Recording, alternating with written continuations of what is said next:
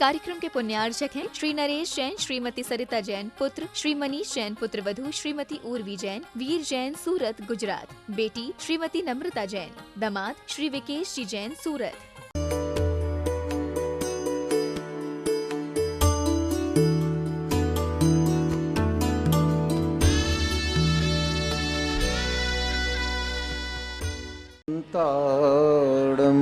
नमो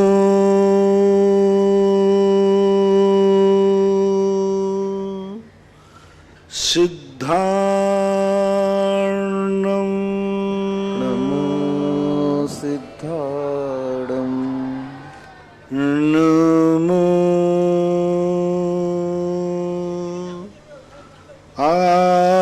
आयर्याणं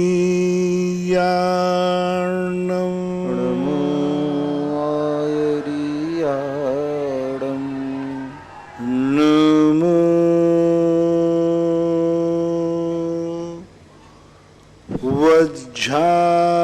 वज्झायाणं नमो वज्झायाणं नमो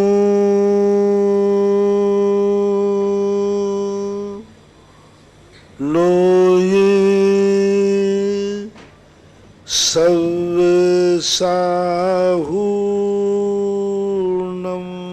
नमो लोये सप्तसाहूर्णं। पंच परमेष्टि भगवान की जय। आचार्य श्री गुरुवर कुंद कुंद महाराज की जय। आचार्य श्री गुरुवर विद्यासागर महाराज की की जय। परम पूज्य मुनिवर श्री सुधा सागर जी महाराज की। सकल मुनि संघ की जय। संवेदना जैन मंडला गुरु नमोस्तु। महाराज जी, इनकी जिज्ञासा है कि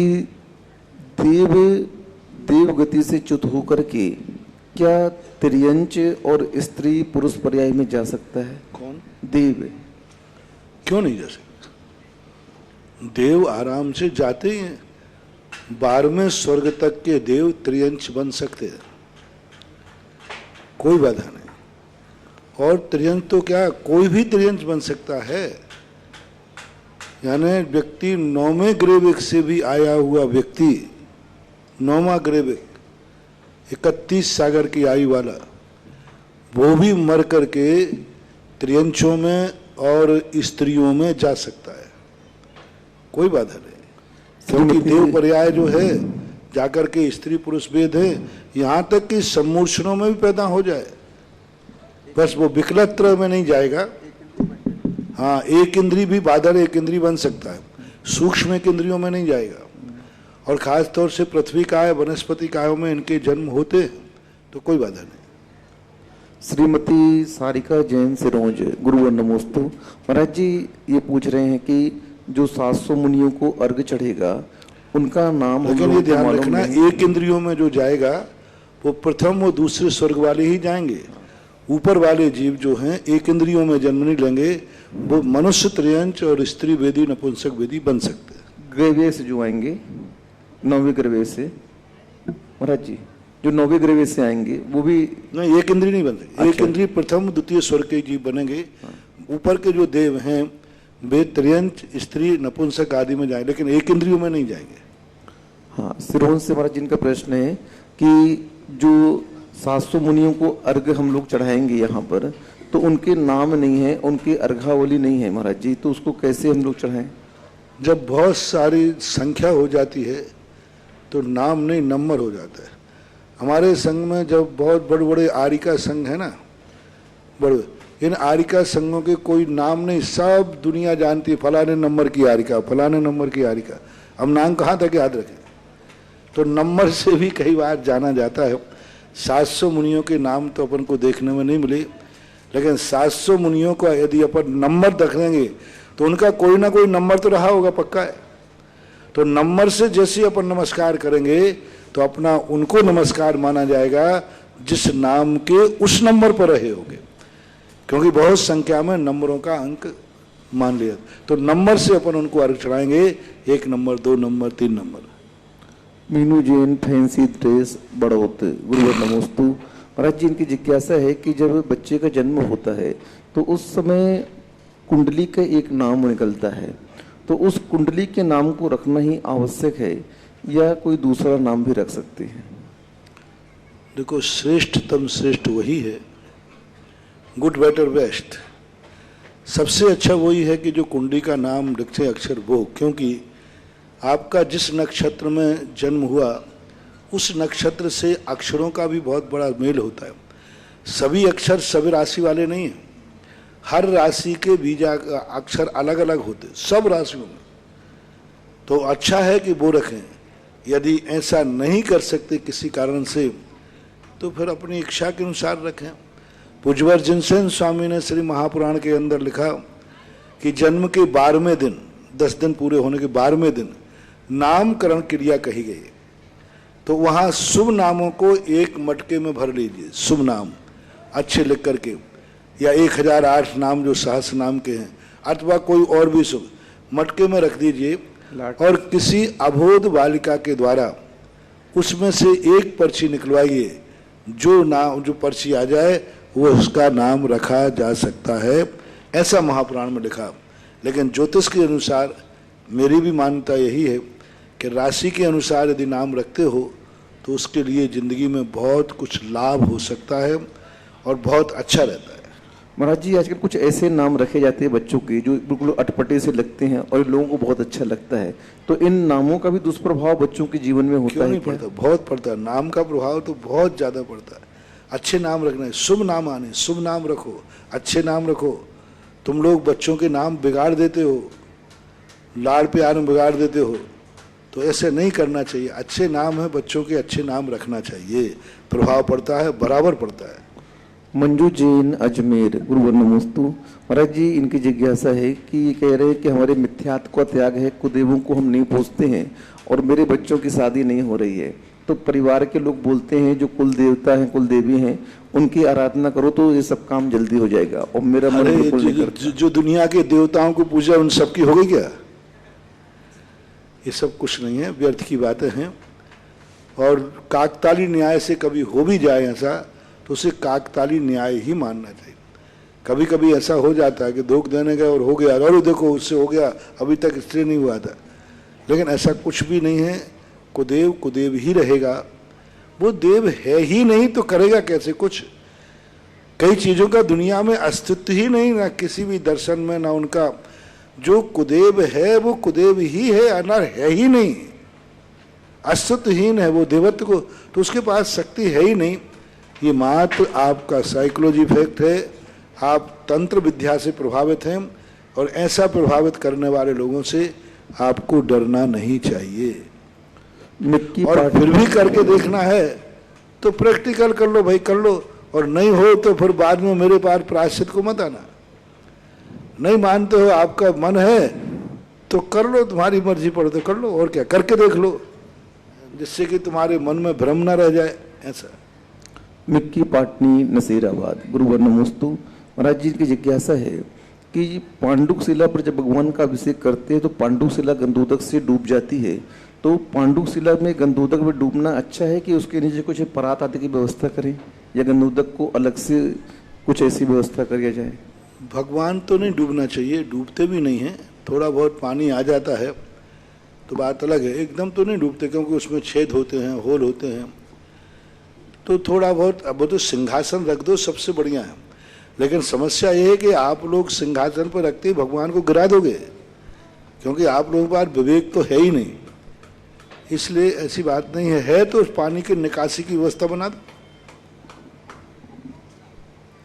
अभिषेक जैन, सकरार, जिला झांसी, गुरुवर नमोस्तु। महाराज जी, इनकी जिज्ञासा है कि हम लोग जो भक्तांबर पाठ करते हैं तो हिंदी का भी करते हैं, संस्कृत का भी करते हैं, तो हिंदी का हम लोगों को ज़्यादा समझ में आता है और हम लोगों के भाव भी लगते हैं, तो महाराज जी पुण्य किसमें है ज़्यादा?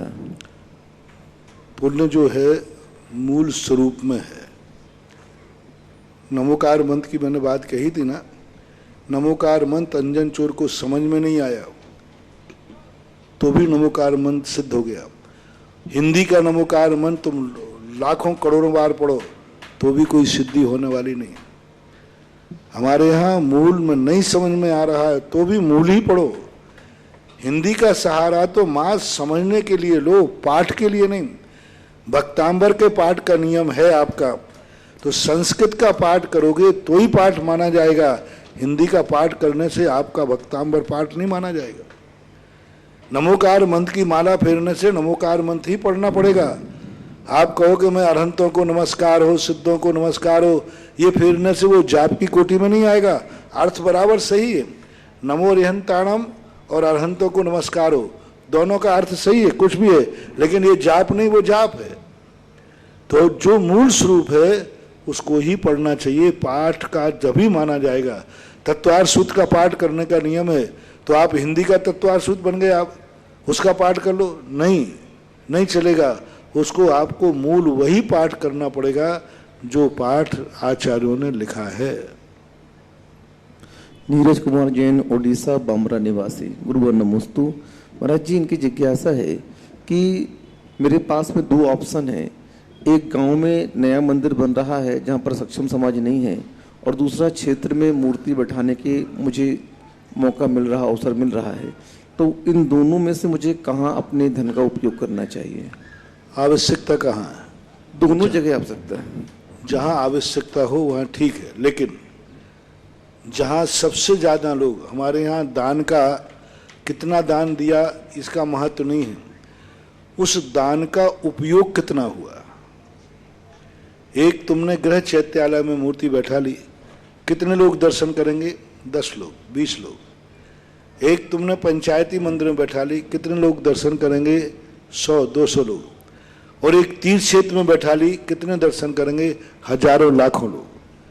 तो उस वस्तु का, उस दान का उपयोग कितना हो रहा है, उस उपयोग के अनुसार देखना पड़ेगा। मान लो ऐसे तीर्थ पे आपने बैठा ली जहाँ अभिषेक वाली नहीं है, जहाँ कोई दर्शन करने वाले ही नहीं जाते, जहाँ पुजारी नौकर अभिषेक पूजन करता है, तो ऐसे स्थान पर मूर्ति नहीं बैठालने में पुण्य है बैठालने की अपेक्षा। जहाँ पूजा पाठ ही नहीं हो रहे हो, नौकर पूजा कर रहे हो, ऐसे तीर्थों पर बैठालना नहीं बैठालने में पुण्य है। इससे अच्छा है कि कम से कम नगर के मंदिर में बैठा लोगे तो दर्शन पूजन तो होगा भक्तों के द्वारा। इसलिए आप तो उपयोगिता देखिए कि कहाँ सबसे ज्यादा उस मूर्ति का उपयोग होगा, वही सबसे श्रेष्ठ माना जाता है। अब ये पूछ रहे हैं महाराज जी कि पंचकर्णक पूजा हो रही है और वहीं मंदिर का निर्माण हो रहा है दूसरी तरफ, तो अब अपने द्रव्य का हम उपयोग पंचकर्णक की द्रव्य पूजा में करें या मंदिर निर्माण में करें? वही वाली बात जो मैंने 2 दिन पहले कही थी। आप चाहते क्या है? आप यदि चाहते हैं कि हमारे घर में वैभव संपन्नता बढ़े और हमारे घर में शादी विवाह हो तो वे ठाट बाट से हो, तो उसका बीज है पंचकल्याणक में इंद्र बनो, पंचकल्याण कराओ, विधान कराओ, तो उसके फल में ये बीज है और उस पर फल रखेगा। तुम्हारे घर में भी कभी जो कार्यक्रम होंगे, शादी विवाह आदि कुछ बनाओगे, बड़े ठाट से होंगे। जैसे तुमने भगवान के पंचकर्णा सारे भारत को बुलाया, तुम भी एक ऐसे सेठ बनोगे कि तुम्हारे यहाँ कार्यक्रम होगा तो सारे भारत के लोग आएंगे, सब आएंगे। तो वो उस प्रकार का है। भगवान बनना है, भगवान बैठालना है, तो तुम्हारा भगवान बनने का भाव है क्या? भगवान बनने का भाव हो तो भगवान बैठा लो, और ठाट बाट करने के भाव हो तो विधान पंचकर्णक करो। निरोगता चाहिए तो औषधि दान दो, मकान अच्छा चाहिए तो मंदिर दान दो। सीधी बात, यहाँ तो टेट फॉर टेट, जो बोगे वो पाओगे। गेहूं बोगे तो गेहूं मिलेगा, सरसों मिलने वाला नहीं है। चाहिए क्या है तुम्हें? किस पर्पज से आपने अभिषेक किया? कर्मों की निर्जरा करना है तो मैंने कहा था सामान्य रूप से भगवान को बैठा लो और भगवान की पूजा करो। तो हर चीज का अभ्युदय हमारे यहाँ हर आचार्यों ने धर्म की क्रिया के 2 रूप दिए, अभ्युदय और निःशेष। अभ्युदय कहलाते हैं सांसारिक वैभव। ऐसी एक भी क्रिया नहीं है धर्म की जिससे सांसारिक सुख न मिलता हो। ऐसी एक भी क्रिया नहीं धर्म की जिससे पारमार्थिक सुख न मिलता हो। दोनों मिलते। पूज्यवर समंत भद्र महाराज ने श्री रत्नगढ़ श्रावकाचार्य में जहां सम्यक दर्शन की बात कही, सम्यक दर्शन क्या है? भव संतति का छेद करने वाला। और दूसरी ओर कहा कि यदि भव संतति का छेद नहीं कर पाओगे तो देवेंद्र चक्र महिमान ममेय मानम तुम देवेंद्र बनोगे, चक्रवर्ती बनोगे।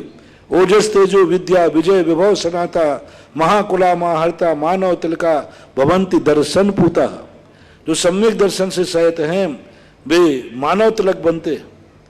तो ये है, तो आपको निर्णय आपको करना है कि आपको क्या चाहिए है, उस प्रकार का आप दान अनुष्ठान कीजिए। पद्मावती जैन, वेंकटेश नगर, इंदौर। गुरु नमोस्तु। महाराज जी ये कह रहे हैं कि जहाँ पर प्रतिकार होता है वहाँ पर दुख हावी हो जाता है, और जहाँ पर स्वीकारता होती है वहाँ पर दुख हल्का हो जाता है, ऐसा क्यों? प्रतिकार होता है तो जहाँ पर प्रतिकार होता है वहाँ पर दुख हावी हो जाता है, और जहाँ पर स्वीकारता होती है वहाँ पर दुख हल्का हो जाता है। तो ये ऐसा क्यों होता है? हमारा प्रश्न ही ठीक नहीं है। प्रतिकार होता है तो क्या हो जाता है? दुख हो जाता है, बढ़ जाता है। दुख हो जाता है। कहाँ होता है? प्रतिकार करने में कहाँ है? यदि प्रतिकार में दुख हो जाए तो लोग प्रतिकार करेंगे क्यों? जैसे मान लो कोई बीमार है तो बीमारी की दवाई की, प्रतिकार किया, सुख मिल गया। हाँ, उल्टा प्रतिकार करो, जो दवाई देना थी वो ना देके अन्य दो, तो वो प्रतिकार ही नहीं है। यदि किसी वेदना प्रतिकारो हो, जो तकलीफ है उसका प्रतिकार करने से सुख के लिए तो प्रतिकार करेगा। अब गलत प्रतिकार कर लेवे तो वो प्रतिकार की कोटि में नहीं आएगा, वो तुम्हारी भूल की कोटि में आएगा। और स्वीकार करने में सुखी है ऐसा कोई बात नहीं। कोई गलत स्वीकार कर ले तो दुख है, और सही स्वीकार करे तो सुख है, ऐसी बात नहीं। प्रश्न तेरा ठीक नहीं है। कुमारी अनु जैन, तिलक नगर, इंदौर। गुरु नमोस्तु। महाराज जी इनकी जिज्ञासा है कि सिद्ध परमेष्टि का जब ध्यान करते हैं आज्ञा चक्र पर लाल रंग को लेकर के, तो उस लाल रंग में किस वस्तु को स्थापित करें हम? पहली बात तो आज्ञा चक्र, सहस्रार चक्र, ये जैन दर्शन के चक्र नहीं। जैन दर्शन इन सब चीजों को स्वीकार नहीं करता। जैन दर्शन का अलग स्थान है। जैन दर्शन का है ब्रह्म स्थान है, और भी अन्य स्थान है, ये नाम होते हैं। और जब वहाँ ब्रह्मरंध्र के ऊपर लाल रखा, तो लाल वातावरण महसूस करना है। मान लो आपने सिद्ध भगवान का बीजाक्षर है हिरीम, हिरीम बीजाक्षर को आप लाल कलर में किस पर विराजमान किया? सिंहासन पर, पांडुशिला पर, कमल पर, उसको लाल स्वीकार कीजिए। वहां का वातावरण पूरा लालमय स्वीकार कीजिए, मूर्ति को भी लालमय स्वीकार कीजिए। बस ये लाल कलर वहां प्रतिबिंबित होना चाहिए। तो वह सिद्ध भगवान की वह भक्ति में एक विशेष सहयोगी होता है। अरंत भगवान का सफेद कलर है, इनके बीजाक्षर अलग है। लाल का बीजाक्षर है, इनका जो स्वामी है ये मंगल के और सूर्य के स्वामी हैं। अब मंगल और सूर्य के कौन से बीजाक्षर हैं भी हमें निकालना पड़ेंगे कि मंगल कौन से बीजाक्षर को लिए हुए। इतने बीजाक्षर इस सिद्ध परमेष्टि के माने जाएंगे। अरंत भगवान का सफेद कलर है, ये शुक्र के स्वामी हैं। अब शुक्र का बीजाक्षर कौन सा है? तो शुक्र गुरु ग्रह के बीजाक्षर आप निकालो, वो बीजाक्षर अरहंत भगवान के। पिछले साल मैंने ये पूरा का पूरा पांचों परमेष्टियों के ऊपर 10 लाक्षण शिविर में पांचों परमेष्टियों के बीजाक्षर कौन से भगवान के इन 52 अक्षरों में से कौन सा अक्षर किस भगवान का है, और उनके चारों तरफ उन अक्षरों के साथ इनका ध्यान करने से वह विशेष रूप से हमारे लिए अनुकूलता प्रदान करता है, मन वचन काया को शुद्ध करता है, कार्य की सिद्धियों में सहयोग करता है। सुमन लता जैन, बिलासपुर। गुरु नमोस्तु। महाराज जी पूछ रहे हैं कि 55 साल से मुझे कभी तक किसी रोग ने नहीं घेरा, और अचानक मुझे बहुत सारे रोगों ने घेर लिया, जबकि मैं पूरे संयम से जैन धर्म की क्रिया के अनुसार अपनी क्रियाएं करती हूँ। तो ऐसे कौन सा कर्म का उदय मेरे जीवन में आ गया?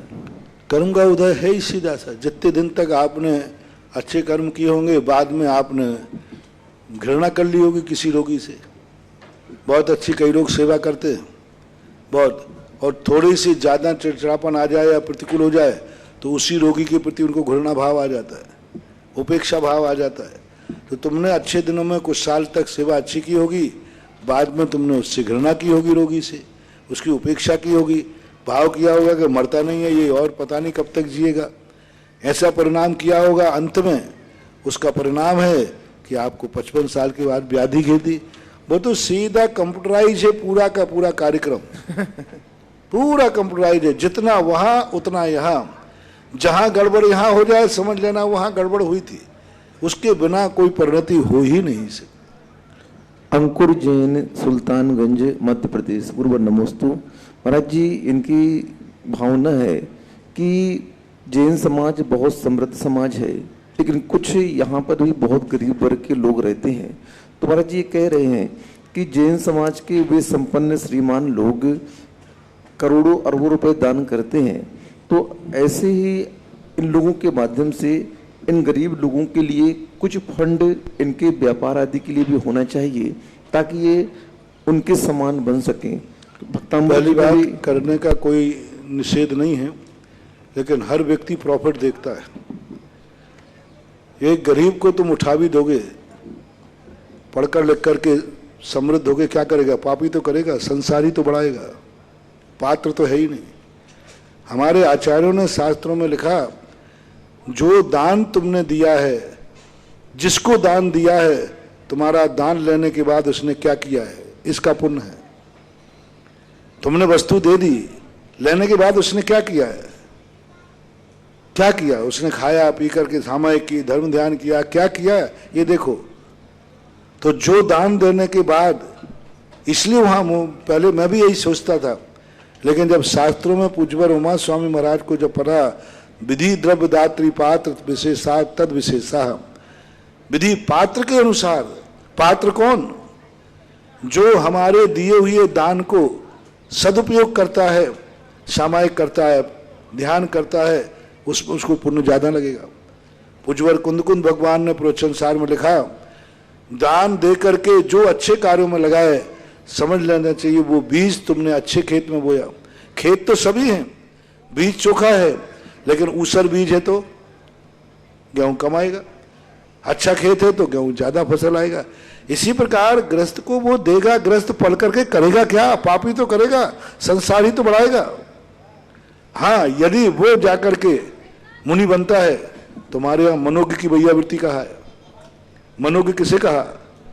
जो किसी धर्म कार्य को करने जा रहा है और किसी कारण से उसका कार्य नहीं हो पा रहा है, तो उसके लिए वो कार्य करा करके और मुनि बनने का उपदेश दे देना। तत्वार्थ सूत्र में हमें पर्व भाय करने के लिए मना कर दिया, पर्व भाय करने के लिए मना किया। जैसे जैसे वो वृत्ति बनता जाएगा, इससे सिद्ध है कि दूसरों के विवाह करना पुण्य नहीं है। यदि धर्म होता, पुण्य होता तो अच्छा नहीं, उसको निषेध नहीं करते। इसका सिद्ध है कि तुमने सहयोग देकर के क्या किया उसने। इसलिए हमारे यहाँ जैनी पात्र को देखता है, वो क्यों अपने धन को खोटे खेत में बोएगा। मैंने 50 लोगों को देखा, बड़े होने के बाद वो ऐसे पाप करते हैं, ऐसे रिश्वत लेते हैं, डॉक्टर बन जाए तो कितने पाप करते हैं। तो हमें ये भी देखना पड़ेगा कि वह गरीब किस क्वालिटी का है और वो बड़े होने के बाद क्या करेगा। हर गरीब यही कहता है, महाराज आप सेठों के मंदिर बना रहे हैं, तो अरे भाई तुम्हारे पाप तुम करो, वो तुम्हें कमा के खिलाए, ये कौन सी नीति है? उसका धन है, उसने कमाया, वो बन रहा है, तो धर्म में खर्च कर रहा है, तुम्हें क्यों देवे? कौन हो तुम उसके?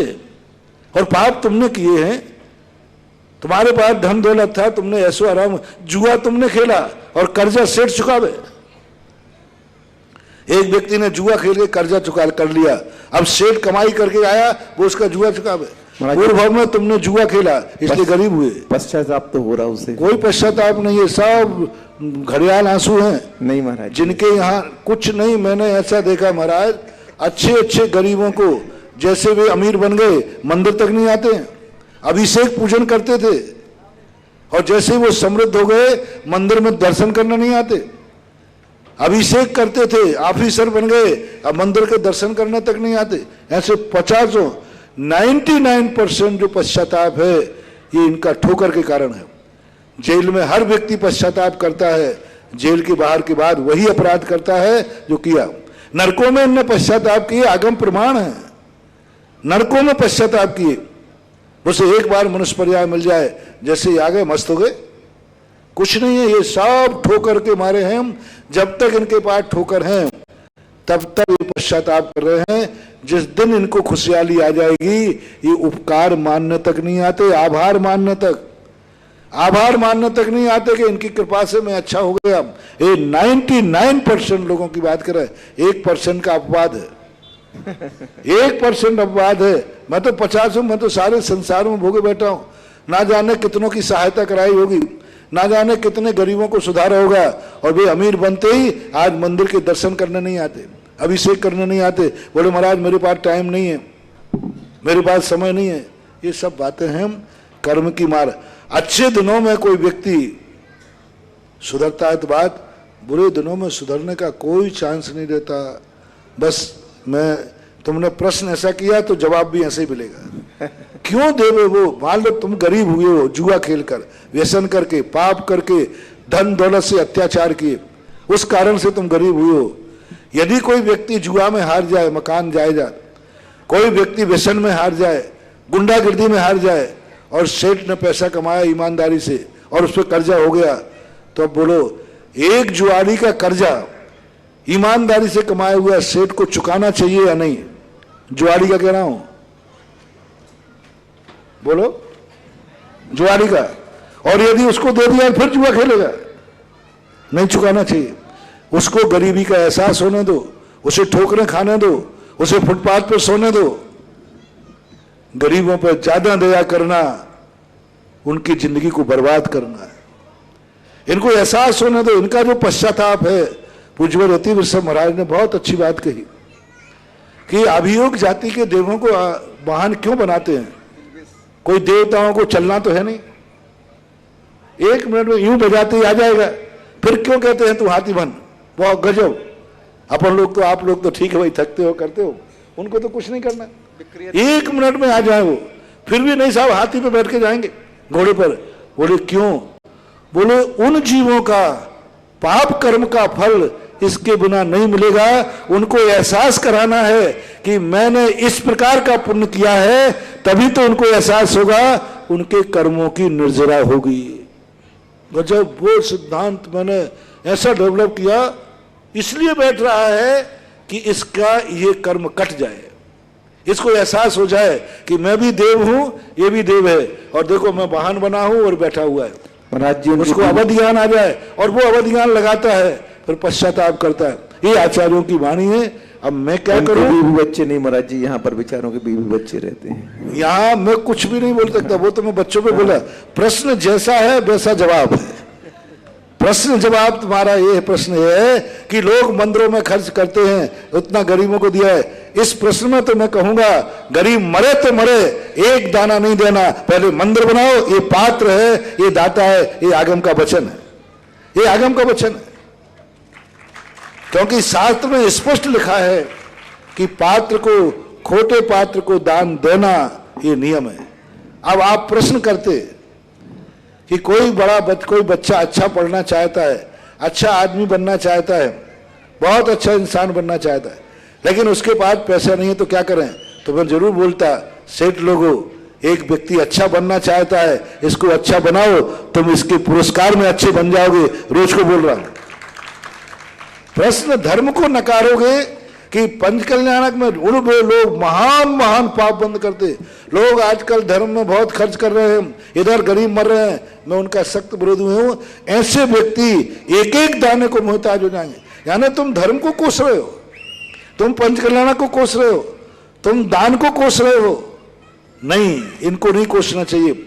सबसे पहले वो दान दे रहा है, अच्छा कर रहा है। अब करना क्या है? यदि कोई व्यक्ति आगे उठना चाहता है तो उसको गरीबों को उठाना चाहिए। धर्म को कोस करके, दान छोड़ करके गरीबों को दान देता है, उस बराबर मूर्ख दुनिया में कोई नहीं, कभी नहीं देना चाहिए। अब रही बात, गरीब की सहायता करना चाहिए, धर्म छोड़ के नहीं, पाप छोड़ करके। ये प्रश्न करो कि महाराज दुनिया भर के लोग आज पापों में खर्च कर रहे हैं, बारातों में खर्च कर रहे हैं, महिला संगीतों में खर्च कर रहे हैं, फटाकों में खर्च कर रहे हैं, और इधर गरीब लोग मर रहे हैं। तो फिर मैं बोलता, फिर जवाब देखते, आज इतने लोगों के दान आते कि सारा छात्रावास आज फ्री हो जाता है। सारे ये बोलते कि आज कितना वेस्टेज हो रहा है बारातों में, पंचकल्याणक में वेस्टेज हो रहा है। ये सुधा सागर सहन नहीं कर सकता, क्योंकि पंचकल्याणक पात्र है, महान है, उसके लिए तो जिंदगी का सब कुछ लुटा दें। और गरीबों से भी कहता है, कहूंगा मैं, कोई व्यक्ति ये कहे कि साहब मैं मंदिर नहीं बना करके तुम्हारा मकान बनाना चाहता हूं, मैं पंचकर्म में इंद्र नहीं बन करके तुम्हारी फीस देना चाहता हूं, फीस मत लेना। बोले नहीं, मैं गरीब क्या भिखारी होकर मर जाऊं तो मुझे सहायता मत करना, पहले भगवान जी का मंदिर बनाओ, भगवान का मंदिर बनाने वाले का दान नहीं लेना। जो व्यक्ति दान में कटौती करके गरीबों की सहायता करा रहा है वो गरीबों को बर्बाद कर रहा है, कभी नहीं लेना। कोई इतना भर कह देवे मेरा इंद्र बनने का भाव था, लेकिन मैंने सोचा चलो छात्रावास में 10 बच्चों को गरीबों को पढ़ाऊंगा, ये पता चलते ही उसका दान मत लेना, बहुत बड़ा पाप है। कहां भगवान में लगने वाला द्रव्य और कहां तुम्हारे में लग गया, कहां भगवान के मंदिर में लगना था कहां तुम्हारे घर में लग गया। वो घर में रहने वाला व्यक्ति सुखी नहीं रह सकता, क्योंकि उसमें कौन सा द्रव्य लगा है जो किस में लगना था, मंदिर में लगना था, वो द्रव्य घर में लग गया, उस घर में रहने वाला मरेगा, बहुत अनर्थ होगा, कभी नहीं करना चाहिए। कोई वस्तु यदि किसी महान आत्मा के लिए बनाई गई है और कोई छोटा आदमी ले ले, नहीं साहब मैं भिखारी होकर मर जाऊंगा, लेकिन मंदिर के लिए जो तुमने संकल्प किया है वो पैसा तो मैं नहीं लूंगा, ये भी एक निर्माल है। इसलिए मंदिरों को कोसना, दानियों को कोसना, और जो इसको कोसता है मेरा दावा है वो एक एक दाने का मोहताज होगा, क्योंकि उसने धर्म को कोसा है, दान को कोसा है, पूजा को कोसा है, मंदिर को कोसा है। यदि कोसना है तो पापों को कोसो, बरातों को कोसो, महिला संगीतों को कोसो, जुआरियों को कोसो, ऐसो आराम करने वालों को कोसो। मंदिरों पंचकर्णक कितने होते हैं यहाँ पर, वर्षों में एक नगर में पंचकर्णक होता है, शादियां कितनी होती हैं, और बेफालतू का उनको कोसो। 10 साल में 20 साल में एक पंचकर्णक होता है, उसको कोस रहे हैं। और शादियां में हर साल, विधान में कितने बाजे वाले आते, यहां हर साल बाजे वाले। पापों की तरफ नहीं कोस करके, पापों को कोस करके कोई कहे कि मेरा मन ये पाप में खर्च करने का था, मैं शिमला घूमने जाने वाला था 1 लाख रुपया लेकर के, लेकिन मैंने सुना कि खनिया थाने के छात्रावास में कुछ गरीब बच्चे पढ़ रहे हैं, तो मैंने शिमला घूमने का प्रस्ताव कैंसिल कर दिया और बच्चे को दान दे दिया। वाह, धन्य है। दोनों हाथ से आशीर्वाद, दोनों हाथ से आशीर्वाद। पाप छोड़ करके उसने इसमें लगाया। किसी ने कहा कि मैं बारात में 10 लाख रुपया खर्च करना चाहता था, लेकिन पता चला कि पंचकर्णक विधान होना है, पता चला कि छात्रावास खुल रहा है, मैंने उसमें दे दिया। बहुत अच्छा किया, पाप से बचा। तो पाप की कटौती कर कर गरीबों को उद्धार करो तो तुम्हारा भी उद्धार होगा और गरीबों का उद्धार होगा। धर्म की कटौती कर कर गरीबों का उद्धार कराओगे तो तुम्हारा भी नाश होगा और गरीब का भी नाश होगा, ये ध्यान रखना।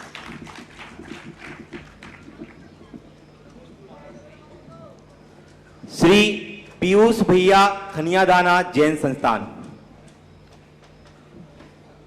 अगला नाम है श्रीमती कौशल्या जी जैन, कोटा। महाराज श्री के चरणों में मेरा और मेरे छात्रावास की ओर से त्रिवार नमोस्तु। महाराज श्री, मेरा नाम पीयूष है, मैं खनियादाना से आया हूँ।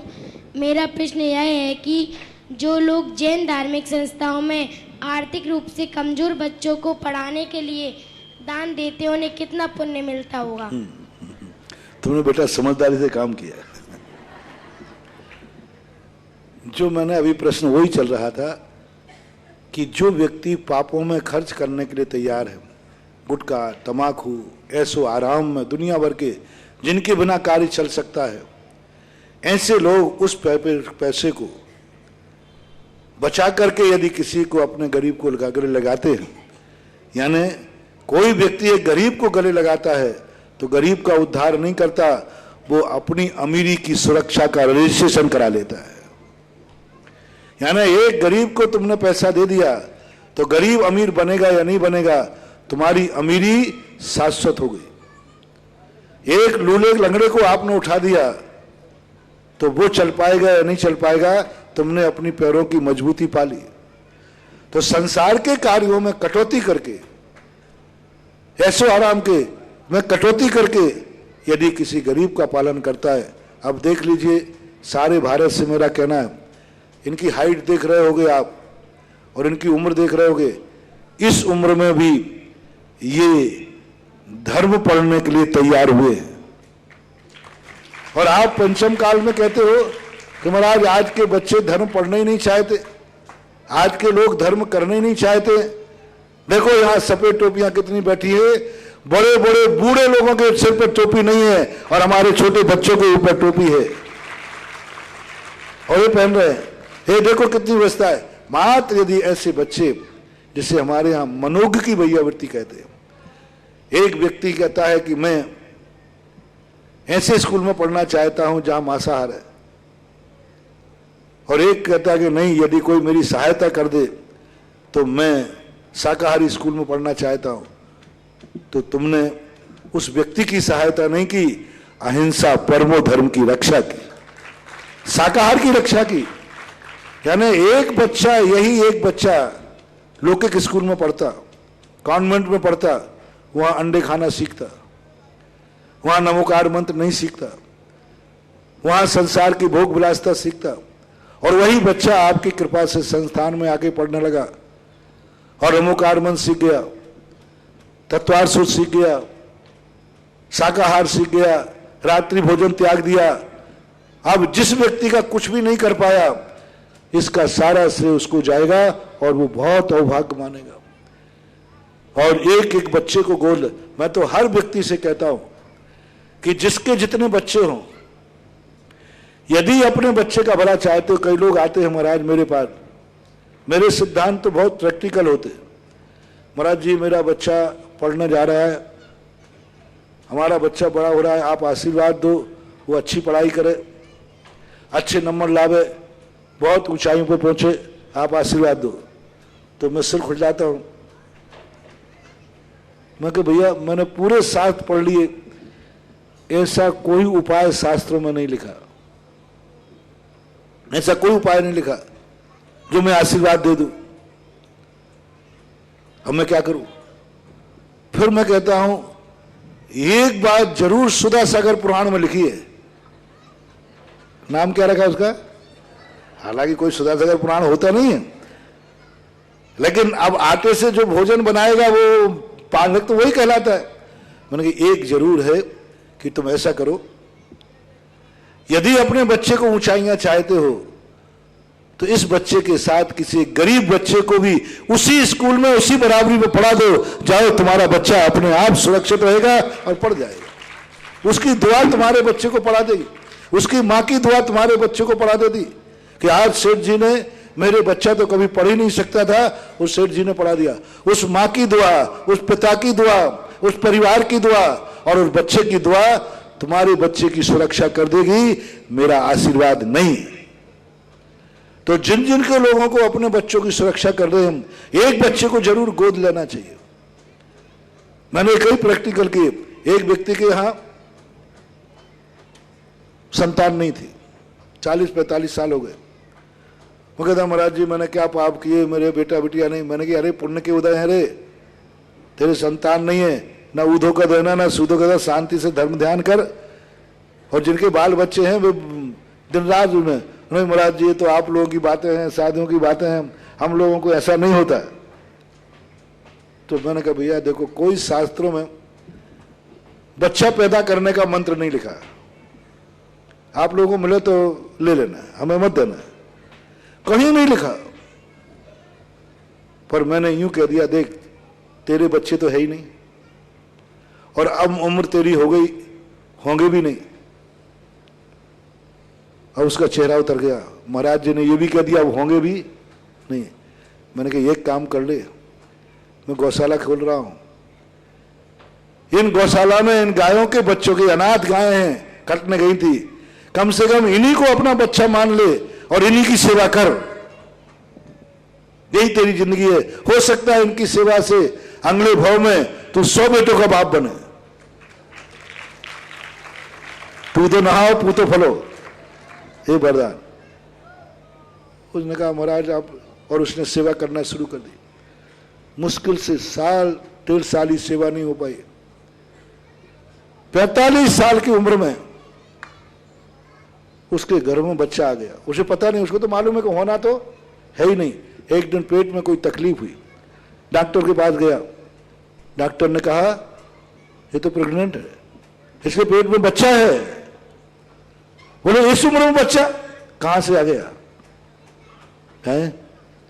मैंने उससे पूछा, बोले बस जो आपने कहा था ना, मैं गौशाला में जाकर के गायों के बच्चों को दुलार देता, धन्य है ये माँ, कम से कम इसके बेटा तो है, मैं तो बुद्ध भागा हूं जो मेरे पास बेटा भी नहीं। बस वही प्यार करता था उस गायों की दुआ से और गायों के बच्चों की दुआ से। अब बच्चे ऐसे होना शुरू किए कि उसने पाबंदी कर दी। वो परिवार नियोजन होता है, अरे मैंने कि भला आदमी होने दो, अब चालू हुआ है तो, फैक्ट्री चालू है तो बंद लेकिन अब तुम जानते कहां हो। देखो अब कितना बड़ा नुकसान है। इसलिए मेरा सबसे कहना है, जिस चीज में तुम सफल होना चाहते हो उस चीज में किसी दूसरे को सफल कराओ। यदि अमीर होना चाहते हो, अमीरी सुरक्षा चाहते हो, तो एक गरीब को अमीरी बनाने के प्रयास करो। यदि तुम निरोग होना चाहते हो तो किसी एक रोगी को निरोग बनाने का प्रयास करो। यदि तुम ज्ञानी बनना चाहते हो तो एक अज्ञानी को ज्ञानी बनाने का प्रयास करो। जिस मार्ग में तुम्हें सफलता चाहिए, यदि व्यापार में सफलता चाहिए तो तुम लाखों रुपए अपने व्यापार में लगाना, किसी एक गरीब को थोड़ा सा धन दे करके उसका व्यापार चालू करा देना, तुम्हारा व्यापार दिन दुना रात चौगना बढ़ेगा। क्योंकि तुम्हें व्यापार में सफलता चाहिए तो कोई आशीर्वाद नहीं, कोई शास्त्रों में नहीं लिखा कि व्यापार सफलता का मंत्र है। जो देते हैं ये तुम्हें मूर्ख बना रहे हैं। एक ही तरीका है, जो व्यक्ति व्यापार करने में समर्थ नहीं है उसको 2-5 हजार रुपया देकर एक हाथ ठेले पर कोई दुकान करा देना, कोई छोटी सी पूंजी देकर उसका व्यापार करा देना किसी गरीब का। और उस गरीब का वो व्यापार तुम्हारे व्यापार को दिन दूना चौगना चला देगा, लेकिन करना पड़ेगा। इसलिए बहुत बड़ा पुण्य है। मैं कितना पुण्य बताऊं, जिन जिनको अपनी अमीरी सुरक्षित करना है, जिन जिनको अपने बच्चों को सुरक्षित करना है, वे सब लोग एक एक बच्चे हमारे संस्थान के बच्चों को, और जिनको अपनी बच्चियों की सुरक्षा चाहिए कि मेरी बच्ची सुखी रहे, ये भजनों से सुख नहीं होना, बाबुल की दुआएं लेती जा तो उसको सुखी संसार मिले, इससे कुछ नहीं होने वाला। एक किसी होनहार बच्ची को गोद लेकर के और उसका जीवन सुखी बना दो, तुम्हारी बच्ची जहां भी रहेगी वह सुख की श्वास लेगी, कभी दुख की हाय श्वास नहीं निकलेगी। ये आगम का वचन है, ये शास्त्रों का वचन है। तो ये बहुत बड़ा पुण्य है। और एक प्रकार से अमीर जब गरीब को उठाता है, पाप छोड़कर, धर्म छोड़कर नहीं, धर्म छोड़ करके नहीं, पाप से पैसा बचा करके जो इन गरीबों की सहायता करता है, इससे बड़ा पुण्य कोई दूसरा हो ही नहीं सकता। ऐसा पुण्य छोड़ करके नहीं पालना गरीब, भगवान को छोड़ के मत पालना। मंदिर का पैसा गरीब को मत देना, मकान बनाने का पैसा हो वो कम बना करके गरीब को दे देना, तो तुम्हारा महल बन जाएगा।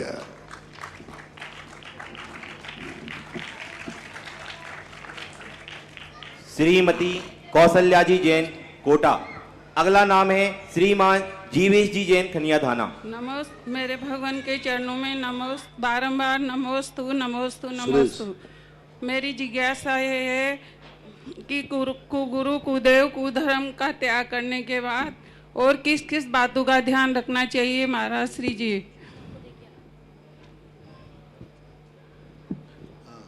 किन किन का त्याग रखना चाहिए? सबसे बड़ी यही चीज होना चाहिए, भयासा स्नेह लोभास्य कुदेवा गम लिंगना।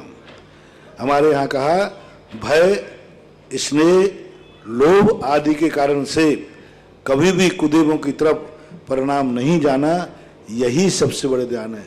हमारे यहाँ सड अनायतन आते हैं, कुगुरु कुदेव कुसात और उनके प्रशंसक, उनके भक्त, उनके बहकावे में आकर उनका अनुकरण करके सत्य धर्म को नहीं छोड़ना चाहिए, यही ध्यान। नमोस्तु।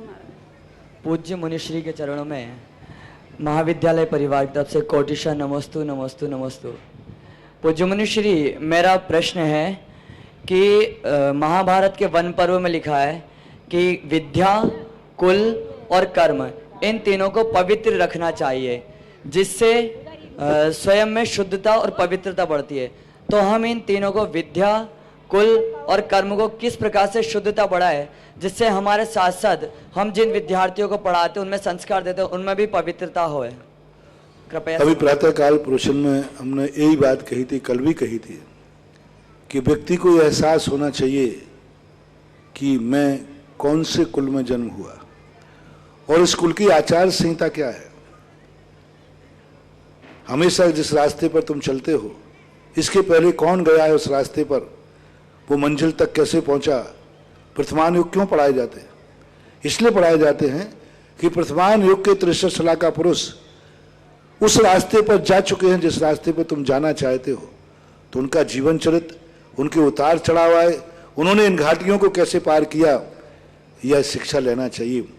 हमेशा कुल परंपरा में यही होना चाहिए, हमारे पूर्वजों के आचार विचार कैसे थे और हमारा कुल इज्जतवान क्यों है, हमारा कुल की ये शान क्यों है, लोग मुझे जैन क्यों कहते हैं।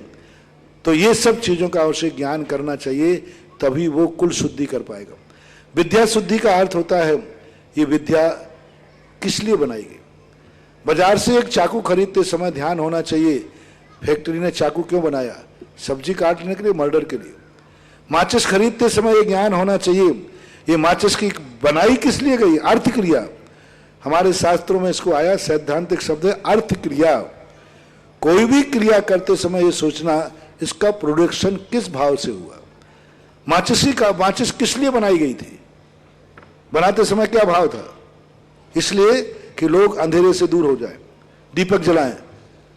तो बस माचिस खरीदते समय ध्यान आ जाए ये दीपक जलाने के लिए बनाई गई है, इस माचिस से हम आग नहीं लगाएंगे, यही इसका को माचिस का शुद्धिकरण है।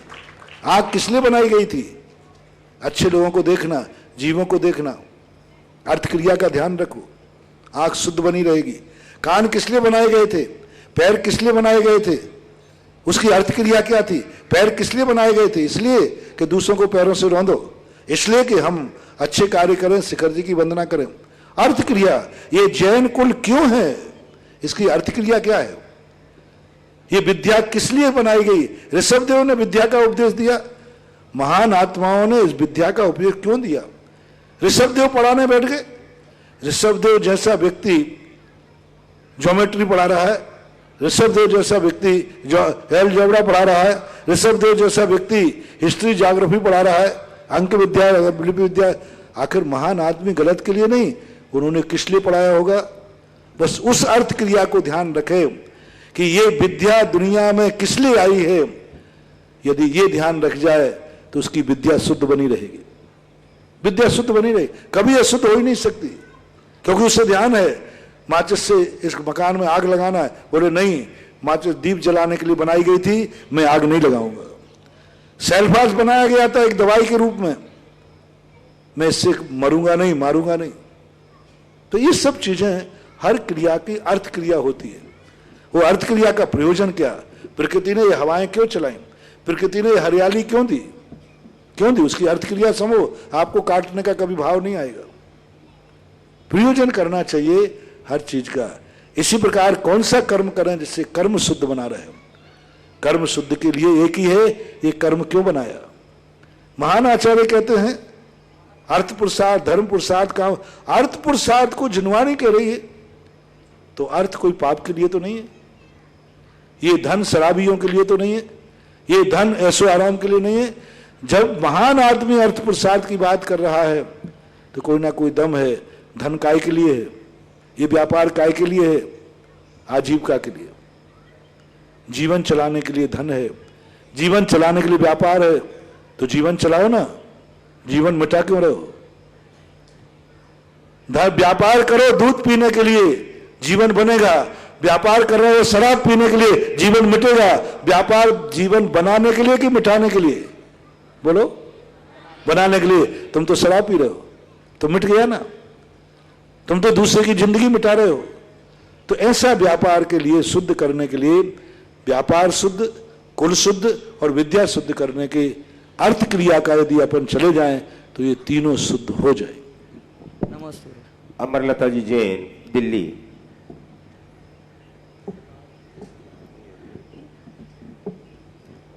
नमस्ते महाराज जी, नमस्ते। मैं एक बच्चे के लिए पढ़ाई के लिए 11,000 रुपये का दान देना चाहती। श्रीमती अमरलता जी जैन ने जो खनिया दाना किए बच्चे यहाँ भी उपस्थित हैं 11,000 रुपए की दान राशि की घोषणा की है। और बंधुओं, अभी परम पूज्य गुरुदेव ने हमें दान की पूरी महिमा बताई है। तो जो भी साधर्मी बंधु माताएं बहने एक बच्चे को गोद लेना चाहें, जो यहाँ विराजित हैं और टीवी के माध्यम से देश विदेश में जो लोग सुन रहे हैं, केवल मात्र 51,000 रुपए की दान राशि की घोषणा करें और एक बच्चा आप 1 साल के लिए गोद ले सकते हैं। तो जिन लोगों की भावनाएं हो कन्यादान के, जो ये बच्चे यहाँ आज हमारे यहाँ आए हुए हैं तपोदय तीर्थ क्षेत्र पे, एक एक बच्चा आप गोद लें। और जो अभी प्रश्न हुआ था दान के बारे में, परम पूज्य गुरुदेव ने बहुत अच्छी तरह से हम लोगों को समझाया। तो एक एक बच्चा गोद लेने की जिनकी भावनाएं हो, अपनी भावनाएं व्यक्त करें। केवल मात्र 51,000 रुपए की राशि 1 साल के लिए एक बच्चे के लिए रखी गई है। तो जिन लोगों की भावनाएं हो अपनी अपनी भावनाएं व्यक्त करें। टीवी के माध्यम से देख रहे सभी साधारण बंधु माताएं बहने, जो टीवी की स्क्रीन पर यहाँ के मोबाइल नंबर चल रहे हैं, उन मोबाइल के नंबर के माध्यम से आप यहाँ सूचना दे सकते हैं। और नमोस्तु महाराज जी, हम भी एक बेटी गोद लेना चाहते हैं प्रथमा स्थली में। बहुत अच्छा। हमारी बेटी पढ़ती पिस्ता स्थली है महाराज जी। बहुत अच्छा। उसके और एक मोबाइल नंबर और कन्यादाना का 9981516606। सुमन जैन गुना, राजेंद्र कुमार, सौरभ कुमार गुना। बहुत अच्छी बात। बच्ची को ले रहे कहाँ की? इंदौर की प्रथमा स्थली में। हाँ, इंदौर की प्रथमा स्थली में बच्ची। हाँ, हमारी बेटी इंदौर की। हाँ, कहीं लोग हमारे लिए तो भारत से काश्मीर से कन्याकुमारी तक एक है। बहुत अच्छी आपकी। हम किसी स्थान और संस्थान से नहीं, कहीं की भी बोलो, भारत में कोई जरूर नहीं कि खनियादाना बोलो कि सांगनेर बोलो, जहां भी कहीं भी कोई ऐसा मौका हो रहा है, दान कहीं भी दो, दान ही कहलाएगा। और भी जिन लोगों की भावनाएं हो अपनी अपनी भावनाएं व्यक्त करें। और आज जो अमृतमय चातुर्मास यहाँ तपोदय तीर्थ क्षेत्र पर चल रहा है, उस अमृतमय चातुर्मास में एक भक्ति कलश स्थापना करने का सौभाग्य प्राप्त किया है। श्री दिगंबर जैन श्रमण संस्कृति संस्थान सांगानेर के मंत्री जी श्रीमान महावीर प्रसाद जी जैन और उनके परिवार के अजय जी, अंकित जी, सहज जी, सुशीला जी, निधि जी, सुरभि जी, निशा जी जैन बच परिवार, इनने एक भक्ति कलश 1,11,000 रुपए के माध्यम से स्थापना करने का सौभाग्य प्राप्त किया है। तो मैं उनसे निवेदन करूंगा, अगर वो परिवार यहाँ है, आए और परम पूज्य श्री के चरणों में मंगल कलश की स्थापना करें। बच परिवार के मेंबर यहाँ अगर उपस्थित हैं तो आगे बोलो, जिज्ञासा बोलो। चलिए, अब श्री प्रकाश चंद्र जी जैन खुरई वाले, आर्यन जैन खनियादाना। हाँ, चलो दूसरा नाम बोलो। हाँ, माता जी, आपके पास नाम लिया था मैंने। अरे ये माता जी, 51,000 रुपए की दान राशि की घोषणा एक बच्चा लेके श्रीमती अमरलता जी जैन दिल्ली ने, अच्छा गुना वालों ने, नाम बताइए। चलिए अपनी जिज्ञासा समाधान करें। नाम। हेलो, गुरुवार के चरणों में प्रकाश जैन सापरिवार का कोटि कोटि नमोस्तु नमोस्तु नमोस्तु। मुनिवर, मेरी जिज्ञासा हमेशा ही रहती है, भगवान बाहुबली ने तपस्या करके प्रथम मोक्षगामी बने, लेकिन उनका कभी तीर्थंकर की श्रेणी में नाम नहीं आएगा, ऐसा क्या कारण है? मुझे बताएं महाराज जी। अभी आपने कल का प्रवचन नहीं सुना होगा, कल मोक्ष सप्तमी थी। मैंने यही प्रवचन दिया था कि जो अपने लिए जिए हैं वो तीर्थंकर नहीं बन पाते, और जो अपने साथ दूसरों के लिए जीते हैं वे तीर्थंकर बन पाते। बाहुबली ने स्वयं का कल्याण किया, स्वयं ध्यान किया, लेकिन जगत के लिए क्या किया? लेकिन तीर्थंकर ने तो 3 भाव से सारे जगत के लिए, जब भगवान का समूषण मिला तो उन्होंने अपने लिए कुछ नहीं मांगा संसार सुखी हो, जगत का कल्याण हो, सतमार्ग पे आए, दुनिया के लिए मांगा। जब वे तीर्थंकर बने तो केवल ज्ञान के बाद सारे जगत को उपदेश दिया, सारे जगत के लिए पूर्व भाव में ऐसा कर्म बांधा उन्होंने कि मैं सारे जगत का कल्याण करना चाहता हूं। जो दुनिया के लिए जीता है वो तीर्थंकर बनता है, और जो अपने लिए जीता है वो भगवान बनता है।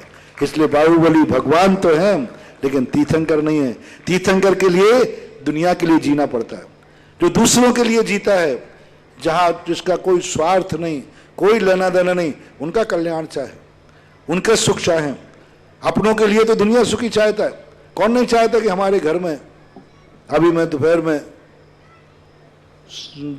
कमेटी में लोगों को थोड़ा सा डांट भी रहा था, हर दुनिया चाहती है कि हमारे तीर्थ क्षेत्र पे दान आवे। कितने लोग चाहते हैं कि सारे जगत के तीर्थ क्षेत्र हरे भरे हो जाए।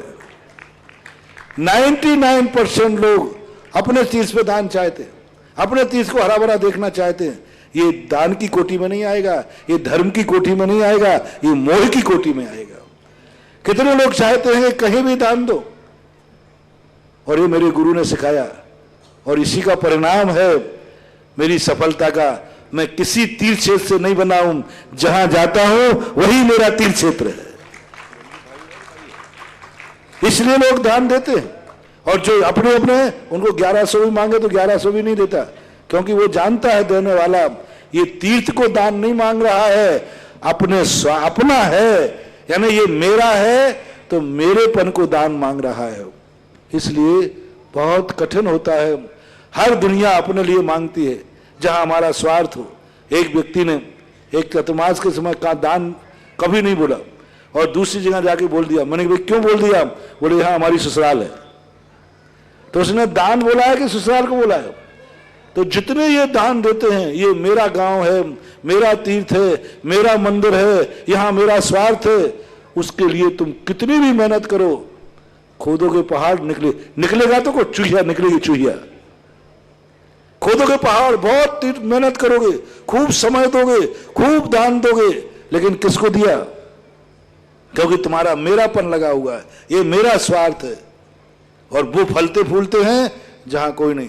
आज संसार में एक दानी ऐसा है, जैसे तुम अशोक पाटनी सार के मार्वल कहते, जो कहीं कुछ दुनिया में हर जगह सबसे कम दान किशनगढ़ में मिलता देता है। सारे जगत में जहां कभी गया नहीं, कोई मतलब नहीं। मैं पूछता हूं, पाटनी जी यहां तुम दान क्यों दोगे? चाहे तुम्हें कोई ट्रस्टी तो नहीं बना दिया? बोले महाराज कभी आया नहीं और आऊंगा भी नहीं। मैं तो यही देखता हूं मेरे गुरु की आंख कहां उठी और मेरा भगवान कहां है, बस वही मेरा दान। ये दान फलते फूलते हैं दिन दूर रात चौगने। तुम लोग देते समय भी सोचते हो दूसरे क्षेत्र नहीं, दूसरे को रोको, यहां मत दे, अपना क्षेत्र पे देंगे। ये सब मोह माया जाल। इसलिए आप लोग खूब मेहनत करते, खूब सेवा करते, लेकिन फल नहीं मिलता, क्योंकि तुम वहीं पर रुचि रखते हो जहां तुम्हारा नाम जुड़ा हुआ हो, तुम्हारा कार्य जुड़ा हुआ हो, जहां तुम्हारा स्वार्थ हो कि मैं यहां रहता हूं, तभी दान की बात करते हो। इसलिए फलता नहीं। बाहुबली में और तीर्थंकर में यही अंतर था। श्री श्रेयांश कुमार जी जैन खनियादाना, और तैयार रहेंगे श्री नीलेश जी शास्त्री खनियादाना। महाराज श्री शुभाकांक्षी कविता नितिन साहा पुणे, जिनने आज सुबह यहाँ पर 1,11,000 रुपए के माध्यम से शांतिधारा कवि सभा की प्राप्त किया था, 51,000 रुपए की दान राशि की घोषणा करके एक बच्चे को गोद लेने का सौभाग्य प्राप्त किया है। और श्रीमती सुगंधी बाई सागर निवासी, इनने भी 51,000 रुपए की दान राशि की घोषणा करके एक बच्चा गोद लेने का सौभाग्य प्राप्त। इस कार्यक्रम के पुण्यार्चक थे श्री नरेश जैन, श्रीमती सरिता जैन पुत्र, श्री मनीष जैन पुत्र वधू, श्रीमती उर्वी जैन, वीर जैन सूरत गुजरात, बेटी श्रीमती नम्रता जैन, दामाद श्री विकेश जी जैन सूरत।